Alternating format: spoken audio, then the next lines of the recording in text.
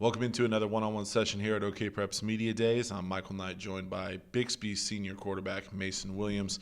Mason, going into your third year as the starter, you got to feel pretty confident coming into this season. You've been there. You've helped lead this team to 2 state championships in a row. Just talk about your confidence level going into this season, because there isn't going to be a whole lot out there that you haven't seen and haven't done already. Yes, sir. I think I've grew a lot in confidence-wise from a sophomore to my junior year. And definitely from this year, I feel a little bit more confident. A lot of it is just kind of bringing the younger guys up with me, especially the people that are fighting for starting jobs, and figure out who I'm going to throw to and just building a chemistry with them. What has it been like for you to go as, from being a sophomore who, how much of a leadership role did you take? You're surrounded by seniors and juniors. You're just now, breaking in on the varsity level compared to now where I'm sure, those younger guys are looking to you, for that leadership role. It is a lot different because, I had a lot of friends as the older guys, and they helped me out too, starting for my first year. But like I said, as we come on more, I'm going to have to lead a lot of guys, and it's different being the leader. But I think we'll have because we have a good group of seniors that I think will help out a lot. All right, so let's have some fun now, because obviously Bixby has been dominant ever since 6A split into 2 classes. 5 out of 6 championships. You've won the last 2, but you guys made history last year, first perfect season in school history, and you guys were dominant from start to finish. How much fun was it just on a regular Friday night? Doesn't matter who the opponent was. You guys were going out and doing your thing. How much fun was it, especially on the offensive side of the ball? You guys were putting up big numbers every week. That's very fun. It's kind of how we are. And this year we did put up a lot of points, and that's always fun throwing around to the guys, and just winning like that never gets old for us. At what point, I'm sure you went into the season knowing that you would be good, but at what point did you know that this group had a chance to be special? Because, as far as, special teams go, last year was one of the best in recent memory, considering, just how dominant you guys were every – you beat Jinx by 50 points. That got everybody's attention. At what point did you know your group had a chance to be special? I'm going to say right after the first game in Mansfield, because they had a lot of good defensive or D1 players. They had a lot of athletic people, but we played as a team together. We put up a lot of points, and we held up enough to come through with that game. So after that game, I think the whole team we thought we had a really good chance of winning state again. And it happened. Yeah, 77, by the way. They put up 77 against Mansfield. That also got everybody's attention. Early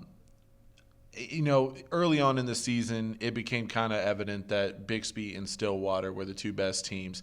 How difficult was it to take it week by week and take every opponent seriously, knowing all the talk around 6A2 was, whatever these games are, it's going to be Bixby and Stillwater in the championship. How hard was it to focus and ignore all that?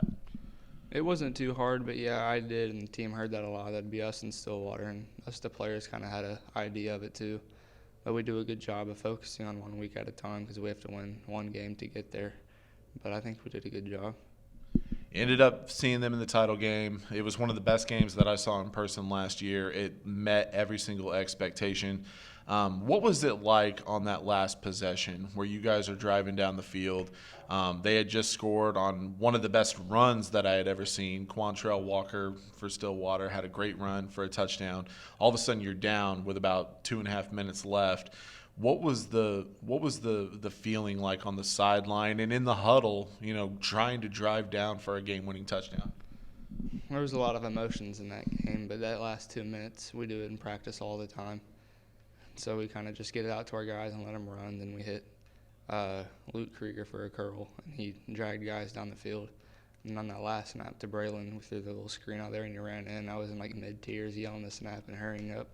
Then he caught it and ran in the end zone, and that was probably one of the best feelings I've ever felt. Yeah, and look, it caught them completely off guard. There was the no-huddle element, the hurry-up element, just a little quick, bubble screen to Braylon. He was able to run it in, coming off a great play by Luke Krieger, as you mentioned. You're guaranteed to see Stillwater at least once this year. You go to their place. Has there been any talk about that game already? Because I know they've had that circled ever since the game was made back in January, February.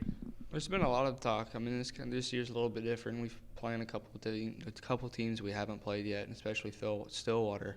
As our third game's a little different, but I think it's going to be fun and it'll be a good opener because it'll be our third game. So for you going into this season, you mentioned having some new guys to throw to. Obviously, one of the biggest losses from last year is Brendan Presley, rightfully so, offensively, defensively, one of the best players in the state. How has this offseason gone with some of the new guys that are coming up that you're going to have that connection with? It's been really good. During this time, we couldn't really do much, but we've still got a lot of guys out there, and we went and throw. I mean, there's a lot of athletic guys that are coming up, so I'm not really worried at all. But there's a couple really good receivers that I'm looking for, and we have a lot coming up. For you as a player, trying to get recruited, trying to get noticed by schools, obviously, look, one of the big things is, the questions about height. How do you try to overcome that as a football player? Because, look, I mean, as far as credentials go, you have all the credentials in the world on the football field. How do you try to convince or, say, look, it doesn't matter how tall I am or, what your expectations are. I'm a football player, I'm a quarterback, and I'm one of the best in Oklahoma. I don't really look at the height too much, and I don't think it's as big of a deal because there's a lot of NFL quarterbacks that are my height, even a little bit smaller, and have had just as much success and more. Like Russell Wilson, you have Kyler Murray that are my height, and Kyler Murray's shorter than I am.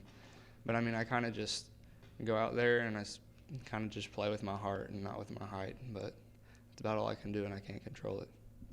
Now, going into this season, I mean, you mentioned how the offseason was different. You're not able to work out with your team as much. Does it help at all knowing that this program is – I mean, I got to think that you guys are in a good spot even though you haven't been able to work out as much because everybody knows what they're supposed to do at this point with Bixby, two-time state champs. The program is set. Everybody knows what the expectations are. Has that helped at all to keep guys accountable? For sure. I mean, like I said, we went through and we still done stuff, and I've worked out a lot over off season or this weird time that we're in. But I have a lot of trust in our coaches and our whole staff because, I mean, we've been good the last several years. I've been winning state championships, but I think we're in a good position as well, and I think we'll be just fine. So what's going to be the biggest key? We'll get you out of here on this. What's going to be the biggest key for Bixby to keep this thing going? Because, I mean, look, every senior class, they don't want to be the senior class that doesn't get the job done. In the last 6 years, it's only happened once where you guys didn't win it. What has to happen to keep this thing going and bring home another state championship this fall? Just work harder than ever, and the senior class just bring up a lot of the younger guys because there's going to be a lot of new guys coming in, and I have not had very much experience yet playing. But to just keep their heads up and get them comfortable is with the team, and I think we'll be fine and play together. I'm looking forward to it because I've said it a couple times. I think 6A2 is going to be as competitive as it's ever been. Booker T's good, Muskoge's good, Bixby's good. Over on the west side, you have Stillwater, Del City. Del City's defense has talent at all three levels. I think 6A2 is going to be a blast. I can't wait to see what you guys do to try to go for that three-peat again. It'll be interesting. Thank you for sitting down with me, and good luck this fall. Yes, sir. Thank you. He's Mason Williams. I'm Michael Knight, and this has been another one-on-one session here at OKPreps Media Days.